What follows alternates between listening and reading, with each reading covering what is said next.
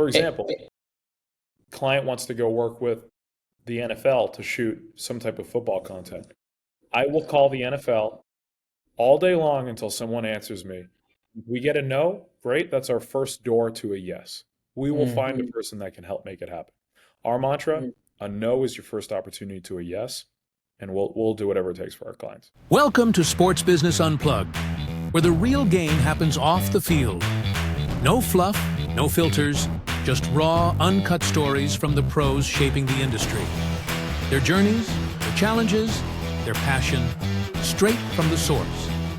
Let's talk sports business. All right, what's up, guys? Welcome to Sports Business Unplugged. Today's guest is Max Fleming, founder and CEO of Motive. It is a creator-first talent management company. Max previously worked at Bushwald and Underscore Talent. He launched Motive to redefine what it means to represent athletes and digital creators. He's behind viral success stories like the Pointer Brothers, Jackson Olsen, and the Makeshift Project. He helps them land major deals with brands like Gatorade, DraftKings, and Fathead. Max is not just building a company, he's building a movement around being a true teammate to talent. How are you doing, Max? Doing good, man. Thank you for having me on. I appreciate Thank it. you for coming on. How Thank you about for that? coming How on. about that So, intro? Damn. yeah, it's pretty good, right? Pretty good. Somebody did their homework. Yeah. I All love it. right. Well, let's just start from the beginning. You're from Boston. You grew up in Massachusetts. Huge Massachusetts fan. You wanted to go to Connecticut for school. What was the journey like? From being a fan in the stands to eventually going to Bushwald underscore and becoming kind of an agent. Share that moment. Share how that transition and why you wanted to pursue that type of career. Yeah, man. So listen, born and raised in Boston. Grew up a couple miles down the street from Gillette Stadium, and there was a guy that played football there really, really well for a long time. So that definitely gave me the incentive to only care about sports, and Boston sports is like religion. So I am obsessed. And frankly, I think I only had like one channel on my television growing up, and it was ESPN, and I only watched Sports Center on repeat for like, every hour of every day I wasn't in school or elsewhere. So I was obsessed, and then went to school at University of Hartford in Connecticut, and that's where actually me and my close buddy and wonderful client Jackson Olsen, we went to school there together. He played baseball there, and then right after school, it was either I was going to go work in finance in New York or do something boring, get gray hair really, really quickly and get old very fast and then come home to, a traditional life, and then realized, damn man, I gotta do something fun for a living. I gotta at least try something. And if I don't try, I can always go back and operate on plan B. And I haven't had an uncle, or excuse me, I have an uncle that works in entertainment. I always saw what he did from like a 3,000 mile away point of view, because he lived in Los Angeles and I'm 3,000 miles away in Boston. And I was like, damn, man, whatever this guy's doing for work looks really, really fun. And maybe I should call him and hear, is it actually fun or does it just look fun? And I think it was a mix of both for sure.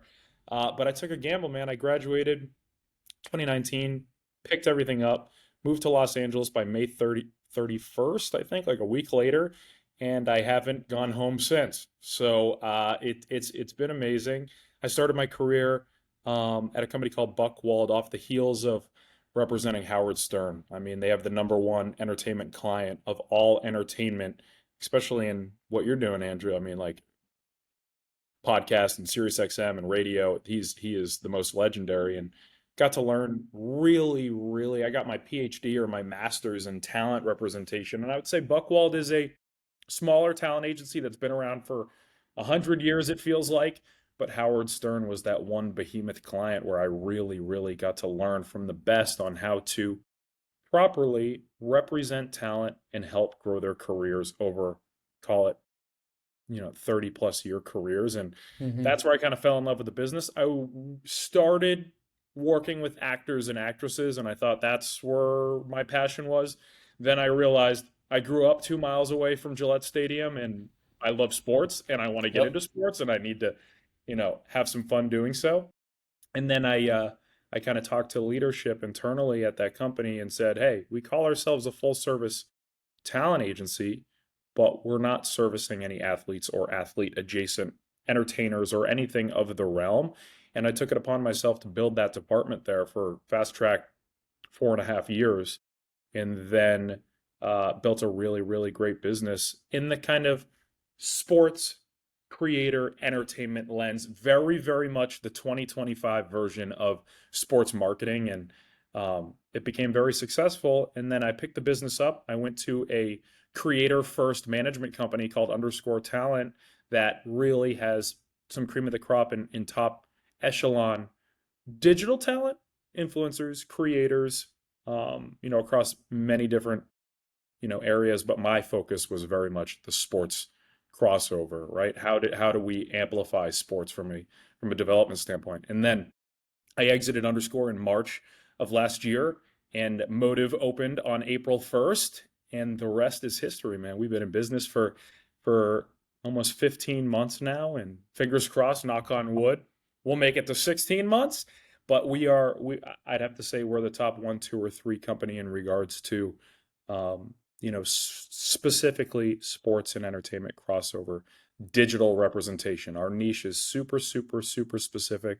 I still work with Bobby Portis of the Milwaukee Bucks. I do a lot of his marketing work, but our clients really help amplify, promote, and uplift the amazing sports leagues, brands that, spend a lot of money in sports sponsorships, but at the same time, we make sports fun through the 60-second lens that we have on your phone, and it's been a blast, and our niche is amazing, and we've been able to do anything and everything as part of the sports business, and I'm very, very blessed, and I have an amazing team at Motive, and I'll tell you one thing: our clients are the lifeblood of our business, and they're superstars.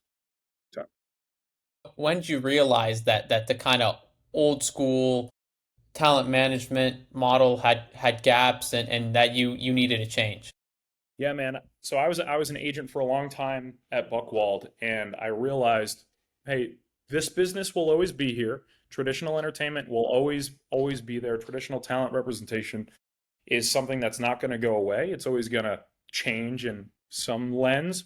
But in regards to the talent that I wanted to represent people my age, people that spoke the same language of me, the things that I'm actually passionate and entertained by. And those were the people that were creating really, really high value content digitally. And I realized I stopped watching films on the silver screen and I started consuming content on the small screen. And I recognized, how the hell do I get into that business ASAP?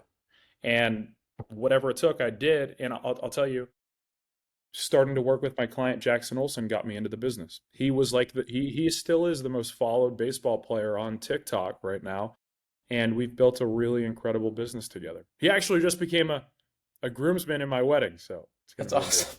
It's great, dude. It's So awesome. so you meet you're friends with Jackson. How does it actually start? Like you say, I founded Motive. What does that first week or month look like? Oh my God, the first month, very, very scary because I'm leaving. I'll tell you one thing. One thing about the representation business, it's very doggy dog. It's very competitive. It's very everybody's very protective and over their sole businesses. And going from one shop to another was a daunting experience, but it was also a huge experience from a maturation standpoint. I mean, I got to learn how to exit one company and open another. And I think I was very blessed with the opportunity where all of my clients exited with me.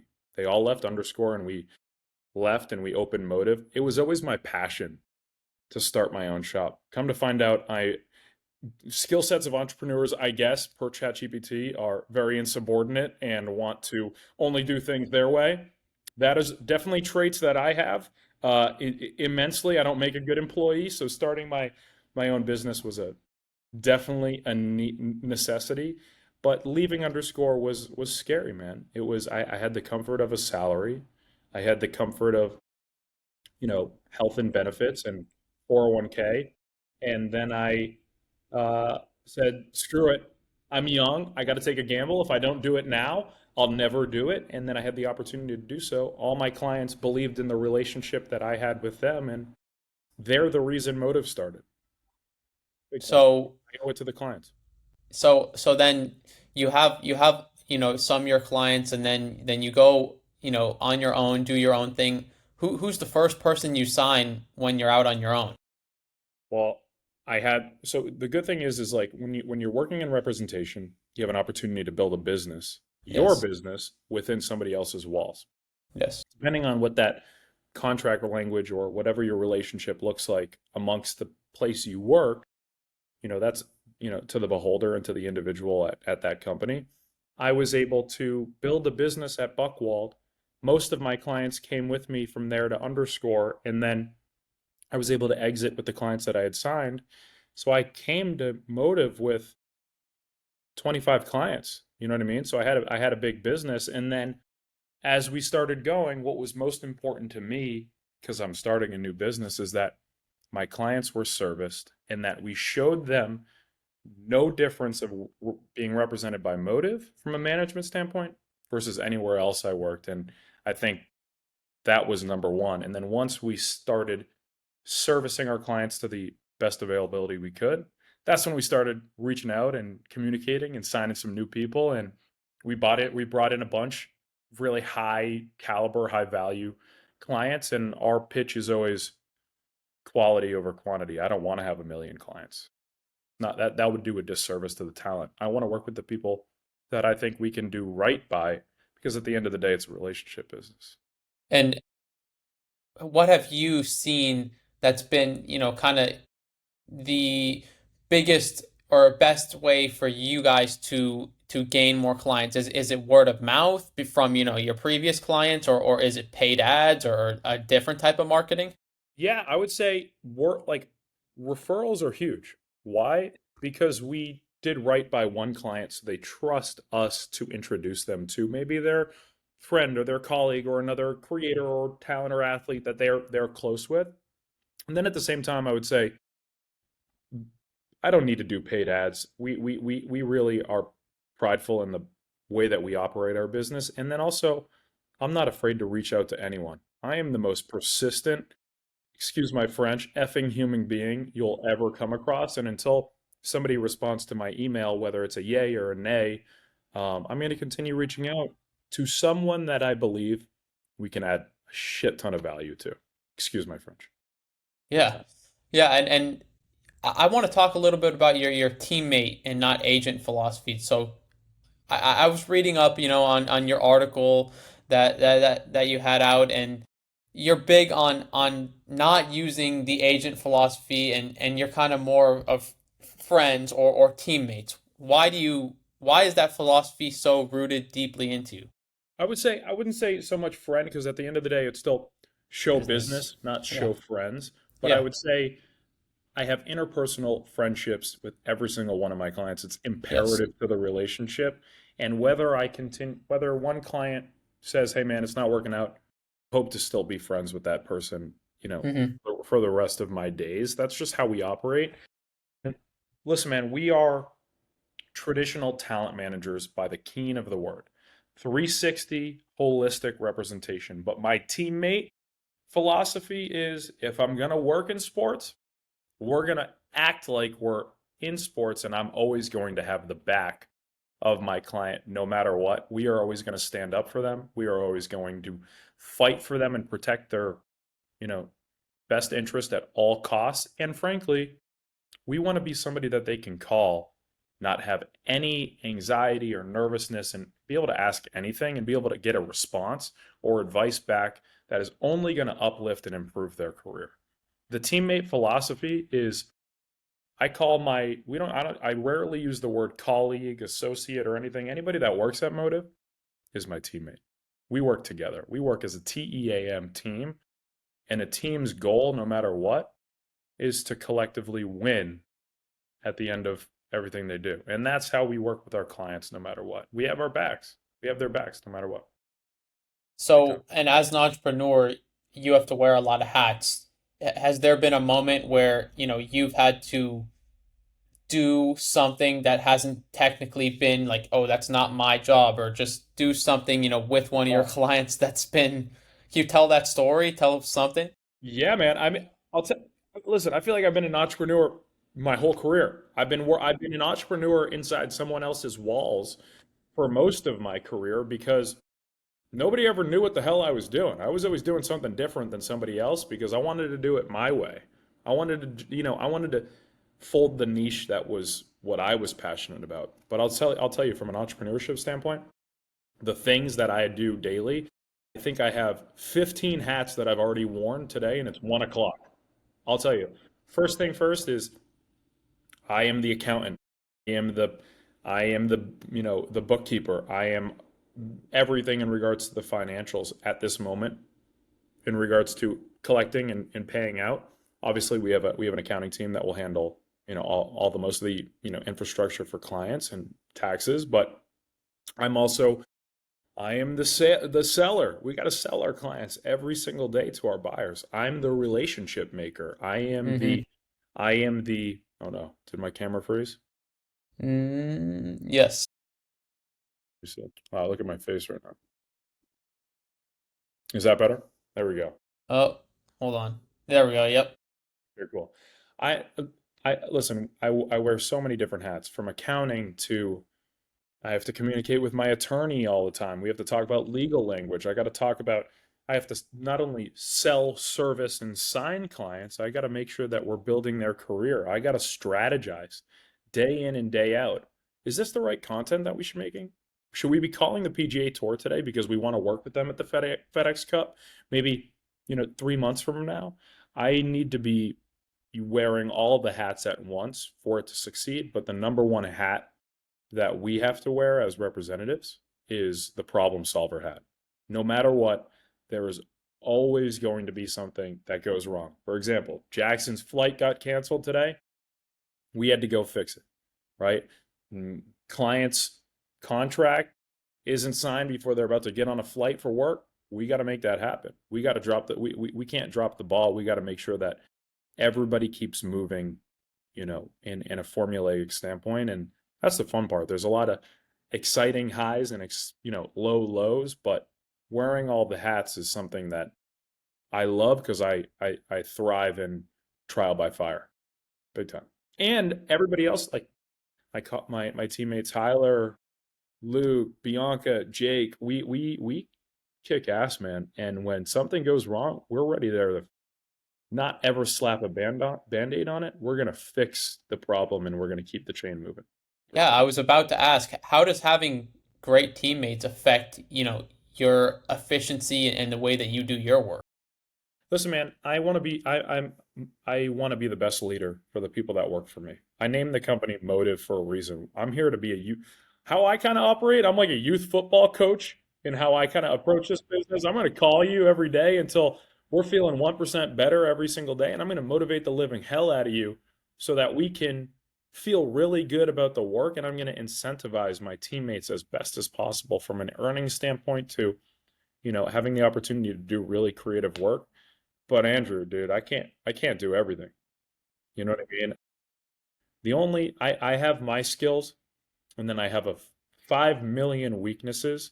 And oftentimes the best teammates have skill sets where you're weak, and that is super important.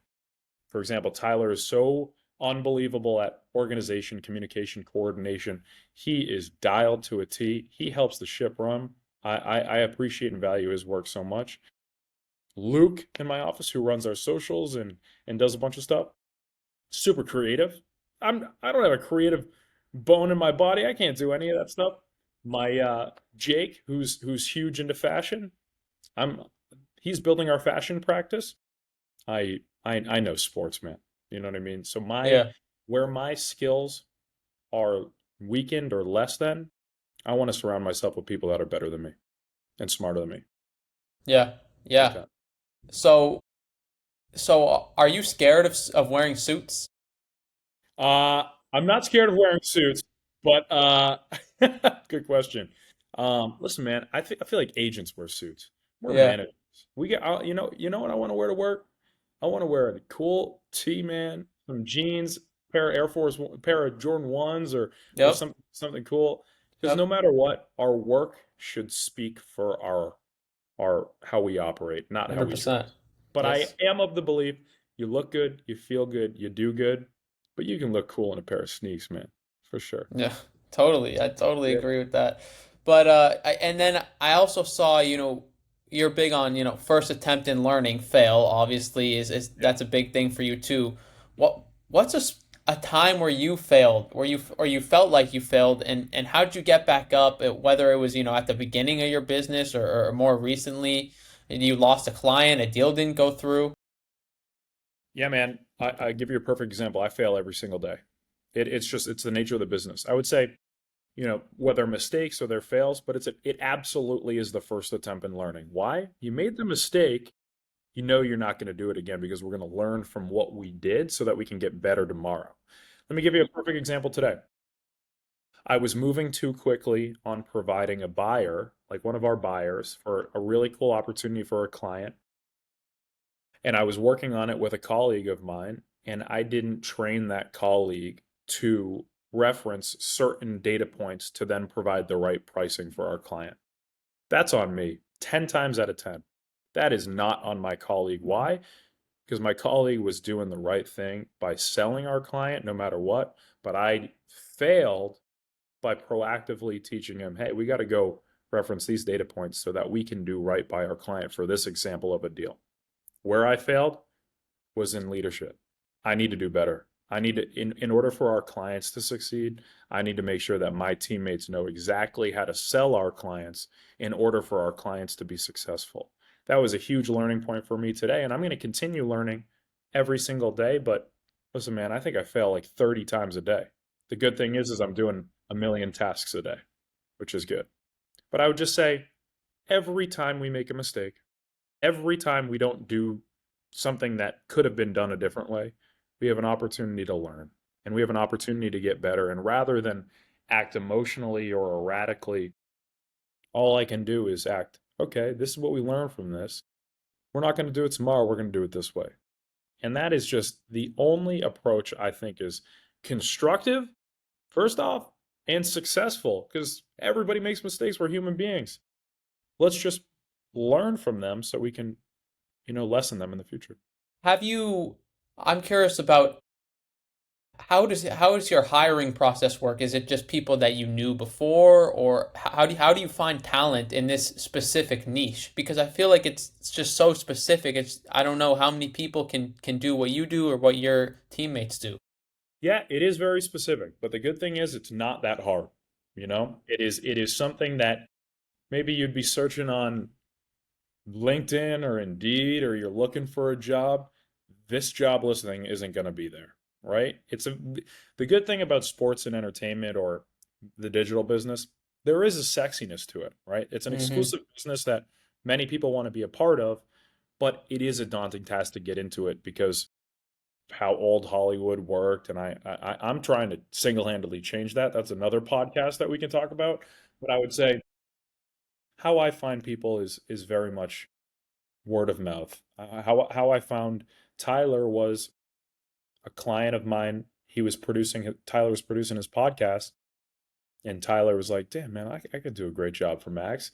We met, we got coffee, we talked about, hey, how is this going to work? How is this going to operate? Is this something that you're interested in? This is what we do. Are you willing to learn new things?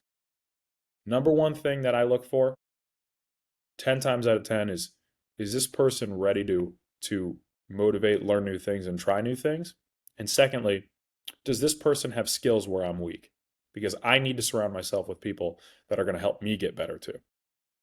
And Mm, that is number one, but I would say it's a very personable business and you got to be able to talk a lot and weave and recognize when the right time to jump at items is hot, but it's super personal. There'll never yeah. be a. Maybe I'll put up a job listing for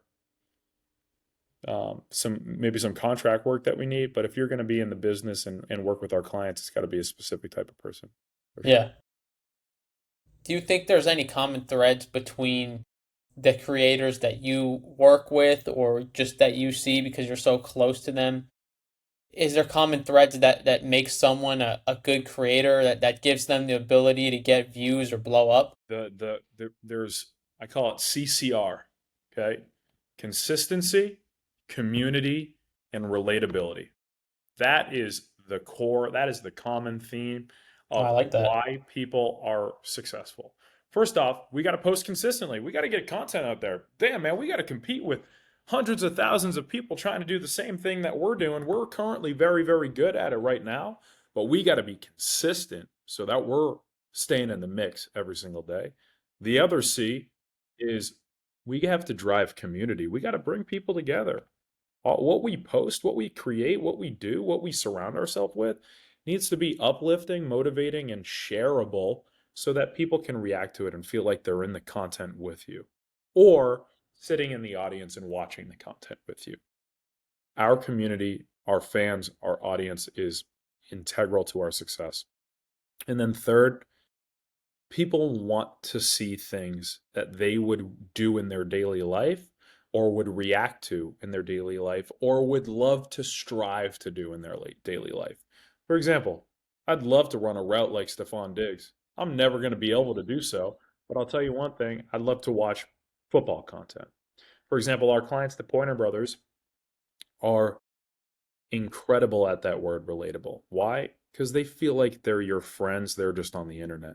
Their whole mantra is we're your internet homies.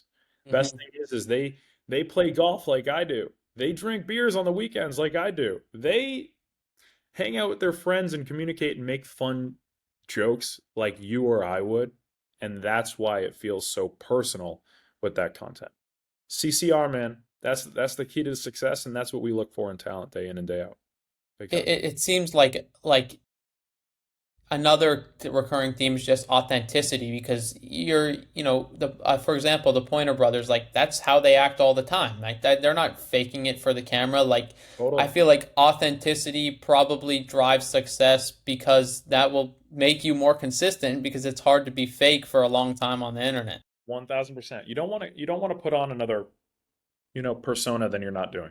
Yeah. That's in the digital business, right? Actors and actresses are amazing at playing different roles because they're authentically super talented. I would say in our realm, be you. Be organic, be authentic. You'll hear those two words so frequently in our business. You couldn't be more right, dude. Big time. What what do people misunderstand about what makes a good content creator? I would say I'll tell you one thing. I sometimes I'm like, damn, I feel like I can make a video like this too, or do this or do that.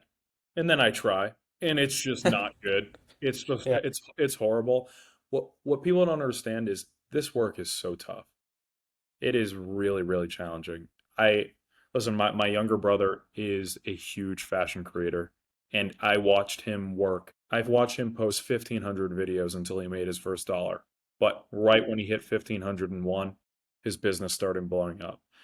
What's really, really hard is staying with it, navigating the emotional aspect of God, people could be roasting you all day long or saying negative things in the comments or responding to your content with not positive words. And just, it's such a mental game. But being able to ignore the noise, have fun, be authentically you, and create some good work is the most daunting task possible. And that's why there are only a select amount of really, really successful creators because those people were able to fight through the brick wall that is dealing with everything that comes with creating, but also doing it consistently where you're always thinking of new ideas to make that next post. Dude, like Tom Brady, just his favorite Super Bowl was the next one. The Pointer Brothers just hit a 250 million viewed post over the weekend. All they were worried about is the next post. And that's why they're so good at what they do. And same with Jackson, same with the Makeshift Project, same with anybody that we represent. Great, we had a video that hit yesterday. What are we going to do for the next video? You know what I mean? That is not everybody has that skill set, and those that have it are winners and will continue to win. Yeah. Yeah. Totally. And for sure, I think the main theme is just for people starting out is like, my friends are going to think that's stupid. You know, like what is my dad and mom gonna think? Yeah, the So, imposter. Perfect example. And Jackson, if Jackson was sitting right here with you, when he was playing baseball at University of Hartford, dude, he was playing D1 ball. He was a D1 shortstop, man. And then he went had his 5th year down at Stetson. He wanted to go to the league. He was going to get yep, drafted. He wanted to go yep. play. How his kind of creative outlet came was he started filming TikToks in the locker room, and everybody was giving him shit and a hard time, and he was getting real down and out, but he stuck with it. Then he went down to Stetson. He has this video, I think, pinned on his TikTok, and it's like he was playing Alabama. Somebody yelled from the stands, "Stick to TikTok," and then he drilled a homer, and that is just his brand mantra. He literally, his business that he owns is called "Don't Be Afraid to Be You," and that you have to just fight through the imposter syndrome. Because I'll tell you one thing, Andrew, if you started doing it and then all of a sudden you grew to immense success, all those friends that were giving you a hard time before would have their hand out today, you know? Well, if that did happen, I'd sign to you. Yeah, for sure, man. And how we operate is we just want to make sure that all our clients are protected and taken care of. You know, that's important. It's a human business, and we're going to operate it. Not yes, we need to make money because we're a business, but what's most important is that we help people. Yeah, and I feel like creators like in 2025 are more influential to people than like A-list celebrities. Like You couldn't be more right. I mean, 1000%. crazy. Are you gonna listen to, obviously you're gonna listen to something that maybe Mark Wahlberg or Tom Brady will do, but they're not posting like the Pointer Brothers are posting every No, single day. no. And you're constantly reminded of like, oh, this is their job. That's why, influencer marketing works, you know? Yeah, so I'm curious about walk me through kind of how a marketing or a brand deal would actually work with a client. Are you sitting down with a client and discussing what they like and then going to a brand, or is the client going to the brand with you? How does that all work? And do you guys reach out to the client or do they come to you? All of the above. So there's a multitude of ways where it works. Oftentimes we want to get to the brand before they get to us because that's our job. We got to find opportunities for our clients, right? I have people in my office reaching out all day long, nonstop, reaching out to our buyers. Hey, how you doing? What do you got going on? You know, client X is doing this and we should operate to get brand deal Y. And then a lot of times is, a brand already knows what they're looking for, right? So the brand will reach out and say, hey, we have McDonald's has this new limited time offering, and we think X, Y, or Z would really help us amplify that specific offer. And then what we'll do is we'll negotiate the terms of the deal. My business affairs department will handle the language and legal agreement. I'm not a lawyer. We have attorneys that will do all the legal work. And then we'll present the offer to the client based on what the client likes or wants to do or this, that, or the other thing. What we're doing is we're translating the language between the buyer. We're talking to them on the phone. Hey, we got to do the deal for X amount of dollars, and this is going to be the creative of the deal because that's what the client told us to do. No matter what, we got to play the advocate for the client, but we're here to mediate the deal so that it gets done. And when I tell you the nature of the business of what we do is signing, selling, and servicing, that's how you work with the client.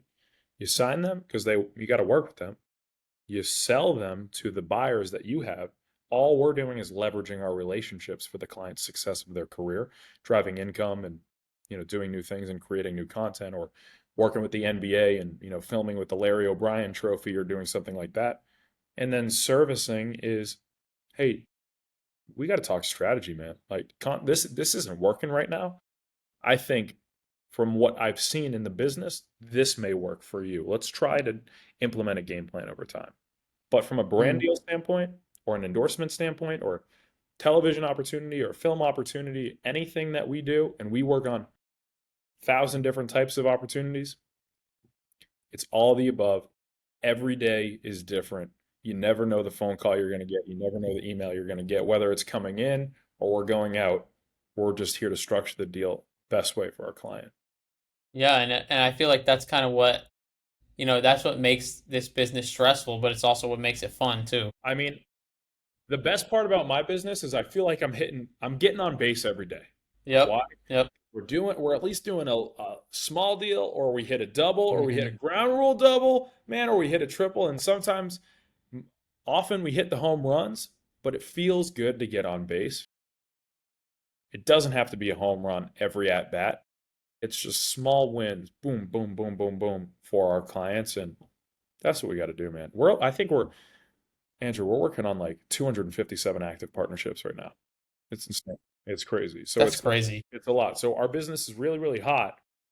We have a lot of clients that are crushing it, but uh, it means that the buying market is hot and the advertising market in sports is working. And we were talking about how creators are becoming or are more influential than, A-list celebrities or sometimes even some, athletes. And I want to like talk about a specific example with the Pointer Brothers and Fathead, because Fathead is usually, that's reserved for like superstar athletes, and now, the Pointer Brothers come in and get this deal.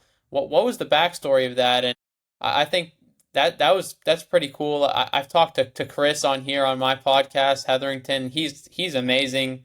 He's one of the coolest guys I've ever met. So I want to hear about that. Yeah, man. I wish I have to say we haven't done as much as we want to do with the partnership, but I hope more unfolds this summer. Yeah. But I got to give all the credit where the credit's due. My teammate Tyler in my office is he had the idea to communicate with them. He just recognized, just like you just Mm, said, our clients are almost more recognizable than A-list celebrities. I'll tell you, when the Pointer Brothers walk around in the street, I mean, they're getting stopped like they're Michael Jackson. It's crazy. Like it's insane. But the new age talent is digital creators. Why? Because every young kid or kid that would have a fat head on their wall is consuming their content and seeing their face, and their faces are so recognizable. They have mustaches and mullets, man. So it was great. You'll start to notice every business is trying to make some sort of investment into creator marketing. That was one that we just recognized. You guys work with traditional talent from all the major sports leagues. You have licenses with Disney and others. Now it's time to do a licensing deal with a digital creator that is immensely, immensely recognizable. And it's been nothing short of a cool partnership, dude. I wish we did. We've done more. It's on us to do more, and we're going to do so this summer, big time. mm. But it is And very cool to go on Fathead's website and see, the Pointer Brothers likeness right below Disney. So it's very cool.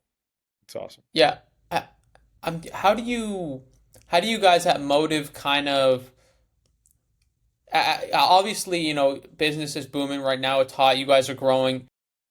How do you keep the startup culture? How do you keep like, the culture of, everybody knows everybody and we're teammates as you grow as a business? Good question. I am so imperative. That's what I want. Startup culture is so fun because everybody believes in the mission. Yep. Yep. You know what I mean? What I want is that's why I implemented our teammate philosophy. Everybody's going to be treated equal. Obviously, the difference in equalities is going to be, hey, maybe somebody's bringing in more income than the other, but nobody should ever treat anyone differently because of financials, et cetera, or the clients they represent.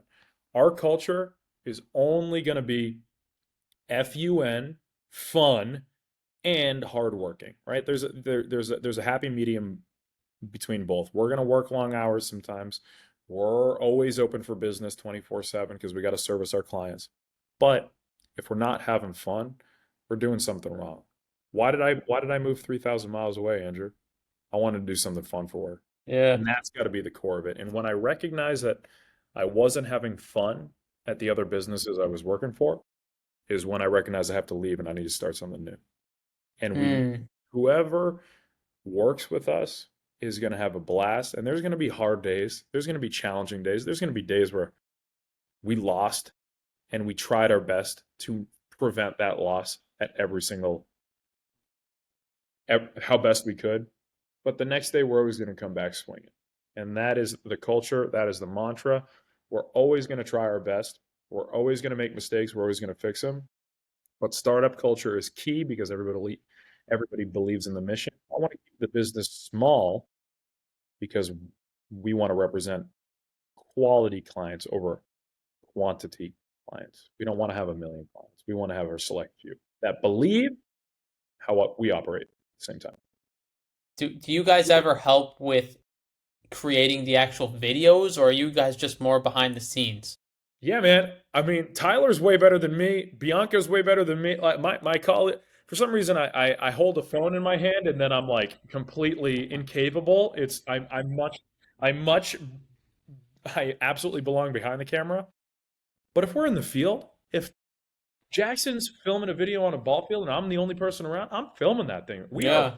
We're full service, Andrew. We'll do whatever it takes for our clients to win. I'll film an hour movie on my iPhone if I have to. I'll download quick iCloud storage. I'll do whatever it takes. We want our clients to win, and we'll go to whatever length we have to do so. In filming, producing, we're here to help, no matter what. But I would say there's better filmers than us. We are much better in the office servicing their business. Big time.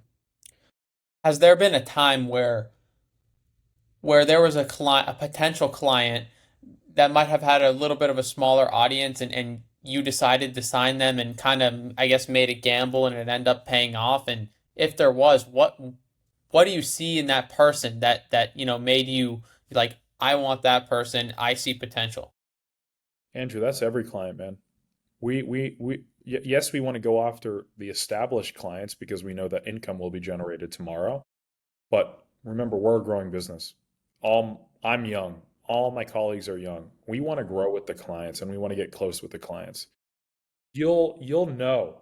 I mean, you'll watch something. What's the reason you press the follow button on anything on Instagram or TikTok? It's because you Yep. enjoy what you just watched. Yep. Doesn't forget the number. You're not following that person because they have a billion followers. You're following them because you enjoy what they create. And for me, I've been doing this a long time. I recognize what's going to work and what's going to not work. And I can help those that are willing to do the work and want it as bad as I want it for them because we're investing our time in that person. And if you recognize that somebody wants to do the work and is talented and has what it takes to work in our specific niche, we're going to take a gamble on you 10 times out of 10. Yep. Yep. Like I'm taking a gamble on them with my time, they're taking a gamble on us with theirs. They could have signed with another manager. They could have signed with another representation company. It's all about the only risk in our industry is how did you spend your time? And you can't get it back, you know? Obviously, we talked about kind of being yourself, not being fake, making original content, not just, chasing a trend or trying to be someone that you're not. Has there been a time where someone's came to you wanting to do something super original, maybe a little bit risky, and you made it happen and it worked out? Oh my God. I also, I'll say I never approve, like clients are the clients. They're going to Yeah. create what they're going to create. Yes. That's like telling my fiance what clothes she can wear. Yeah, Yeah. that does not happen. I would just say I'll never prohibit anyone from doing anything. I'll always give you my best advice as to what I think will be successful for your career. And that's at the core. For example, if a client I start to see that they're maybe not generating a lot of original content, maybe they are going after the trending songs or sounds, and the content looks a little, not up to par as what they usually create. I'll have a conversation. I'll be like, hey man, what's going on? How do we get through this creative rut? Because at the end of the day, you can't be doing 110% of the work every single day. There's going to be times where you get up and down and you're going through creative ruts. We'll call them and we'll help. But there's always been an opportunity there's always been an example where a client, creates something and I'll do whatever it takes to help them get it through the door. Yeah. That happens every day, no matter what. Yeah. And for example, client wants to go work with the NFL to shoot some type of football content. I will call the NFL all day long until someone answers me. If we get a no, great. That's our first door to a yes. We will find a Mm-hmm. person that can help make it happen. Our mantra, a no is your first opportunity to a yes, and we'll do whatever it takes for our clients. If you have a client that blows up overnight, or gets a lot of views, or gets a video with 50 million views that they've never had before, do you have a conversation with them about kind of staying grounded, or just staying in the right mental space, maybe not having generating an ego? Do you mentor them, as some of them are super young, and how to navigate the success? Yeah, absolutely. I mean, that's what we're here for. It's accountability, right? Every good relationship is surrounded around communication. I can do a much better job on communicating. That's one thing that I can work on every single day, whether it's business relationships or personal relationships. Staying grounded is imperative to a client's success. But if I posted something that had 50 million views, I'd get all excited. I'd think I'm, you know, worth something, right? But it's also recognizing that what you did is a great thing, and now we got to continue doing it over time. But you also got to just treat everyone like you want to be treated and stand firm on your values and your brand. But we're here, Andrew. That's always a challenging conversation for us to have with clients, and sometimes if a client is, you know, choosing to not be grounded or, get above the clouds, I think it's a tough conversation that sometimes if we can't figure out a way to improve as a business relationship, sometimes we walk away from it because we got to do it successful for us, and I got to service the clients that actually want to be serviced.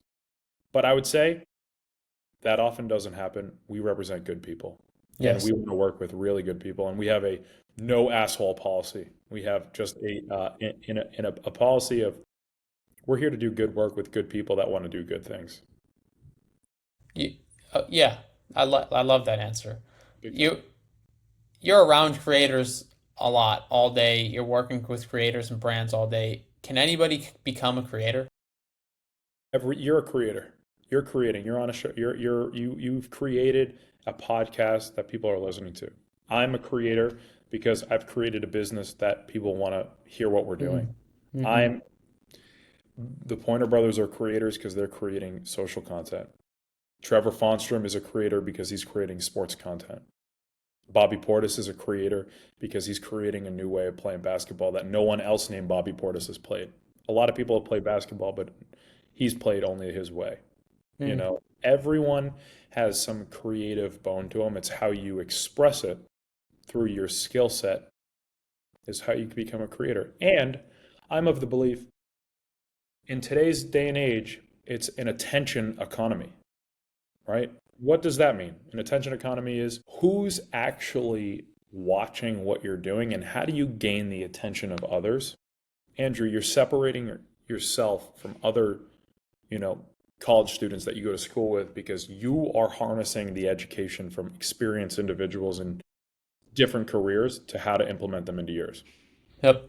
That's being creative. Yeah. Hmm. How has working with creators changed you? Listen, man, I am a culprit. I remember I would give my brother a hard time when he was making Yep. videos. Yep. I can be I look back and I wish I could go back and take those snide or stupid comments back when I thought I was just joking around to him, and he's proved me wrong. And now we work together, and now we've become closer because of it. I'm of the belief where we all make mistakes, and it is what it is, but working with creators has opened my eyes 10x wider, and I'm accepting of everyone and everyone that wants to create what they want to create. And working with creators, man, is I get to surround myself with the coolest, most experienced, most creative people in the world Yep. that are kicking ass, taking names, and we're traveling the world doing amazing things together. And um, the best part is it's 2025's version of talent. And I'm at the forefront of a new type of business. And it's exciting. It feels like I'm in the Hollywood in the 1950s. You Hmm. know? But working with Mm, creators has been uplifting, eye-opening, and difficult to an extent. mm. Every challenge, improves us big time. What is what's what are the success metrics for your business? Is success signing a deal? Is success a certain amount of views? Just what does success look like for a client and for Motive? Okay, well, I'd say success is well-roundedness, right? I would say success is you can set certain benchmarks. I would say our goal financially year over year is we want to double income year over year, minimum. That should be our goal. Sometimes we're not going to hit it. Sometimes we're going to 4x it, which is a great thing. That is our financial goal, and that's a baseline metric that we implement. But I would say well-roundedness is the key to success because there's multiple different facets of somebody's business. Hey, did we bring income in? At the end of the day, this is a capitalist society that we live in. We live in a world where we got to pay the bills, and when you got to pay the bills, you got to bring money in. Great. Second, what relationships did we make? Who did we meet? Who did we establish these cool, amazing personal, interpersonal business relationships with? Did we establish a relationship with the PGA Tour where we literally went to every single major championship and then the Olympics last summer? Hell yeah, we did. That is imperative. Relationships are everything. Your net worth is your net work. You Yep, need to have the best 100%. Rolodex. You need to have the best Rolodex to therefore learn how to drive income from it. And then Mm, third is we lost on a lot of things, but we won on more things than we lost. Did we get better year over year? That is success. Did we did our metrics grow from our social channels? Did our content perform better than last year? We look at all those numbers don't lie, but the feeling of did we do better than last year is what we're going for. You know, mm, it's totally of having a feel for the business. Yes, you need to drive income. Yes, you need to grow. But did you establish good relationships? And did you improve as an individual or a collective group? And did you open new doors to generating more content? That's our business, mm. big time. And Yeah. from Motive, that's for our clients. And from Motive standpoint, are we getting 1% better every day? Are we reaching the goals that we set? Or are we at least getting close? I like to set goals to the moon so that we always hit the atmosphere. That is my biggest mantra. And I'll write down a million different goals, a million different ideas. I try to activate upon all of them. But the number one thing for our business is did we service our clients and do right by our clients? And if the answer is yes, we're doing a good thing, big time. Mm, And if the answer is yes, more often than not, we're doing very successful from a financial standpoint. yep. So what is the Motive and what is Max Fleming? What does it look like 5, 10 years down the line? Best case. Best case. Well, listen, we're reaching best case because I'm surrounding myself with great people and I don't quit until we are there for sure. Mm, But I would say 5, 10 years, this is 5 years.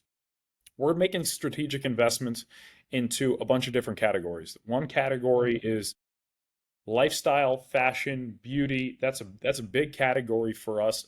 I represent a lot of men. We want to grow into more of the women's space or other high fashion spaces or that arena. And my brother Jake is spearheading that. He is a superstar. He's amazing. He is incredible. He's extremely talented in that realm. And that's a huge investment that we're making because it's a very lucrative area, but we also want to expand our business where my skills aren't so set. yes. The other areas, we want to get into culinary and food creators and different That's awesome. alternative content. We want to bring on more people in those arenas because that's a big area. I'll tell you one thing, Huge. no matter who you are, you're going to scroll upon Dave Portnoy eating a piece of pizza, or you're going to scroll upon somebody, making some dish that like you're like, oh shit, I got to make this when I get home. Everybody has to eat. That's it. Everybody's got to eat. Yeah. Everybody has to be entertained. And then I would say our biggest investment is we want to grow what we do best at. We want to be great and an expert at what we do best right now in 10x it. We want to bring in really cool people to the company that have really exciting businesses that operate in the same standpoint that we. You're going to be a teammate to everybody internally. You're going to be a teammate to all of our clients. and everyone is going to improve day in and day out. And we want to be the best in regards to our specific niche's form of representation, and we're going to do Mm, it. mm. Awesome. Big time.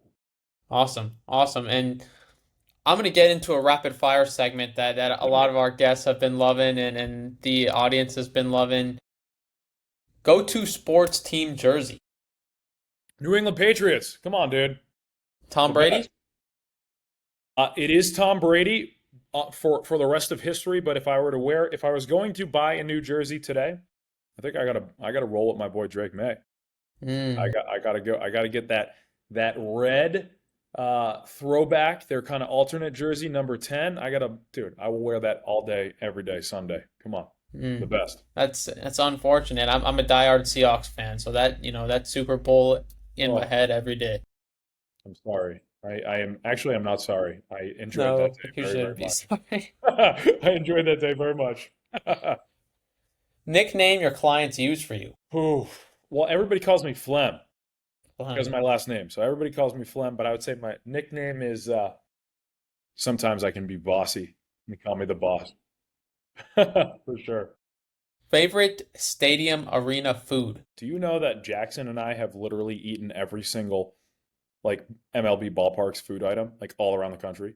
I All think of them? I think almost all of them. I think That's whoa. hold on, let me think about it. This is a tough question. Oof. All right, Texas Rangers Stadium. There is this unbelievable, or whatever it's called, Globe Life Field in Arlington. Yeah, I was There's literally this, gonna say that. dude, there is this unbelievable brisket, like pulled brisket I was sandwich. just gonna say it. Oh my God, it's so delicious. I'm upset. We've been there so much frequently because of the World Series and the All-Star game Hmm. that I think I could have that sandwich every day for the rest of my life. I think they just got voted, I think, the fourth best food in all of sports stadiums or something, which Globe I mean, Life Field, I think they should be two or one, but Globe Life Field is like going to the Ritz. It's so nice in there. It's like it's clean. It's a wonderful experience. You get to watch a good game. The food is delicious. I'm obsessed with that place. Oh my God. hmm. Morning person or night owl? I love when I wake up early because I feel so productive, but Yeah. oftentimes my best work is done around late night hours. It's weird. Hmm. I Hmm. would say both, but getting myself out of bed at the wee hours of the morning is still a challenge in my old age of 28. What's one thing you never travel for work without? I have this amazing portable battery, like I think it's like Anchor or whatever. For some reason, I'm on my phone. Oh, Andrew, I literally average 500 emails a day and north of 500 text messages, and maybe 500 emails a day? it's insane, and like 35 calls a day. So my phone dies maybe twice per day.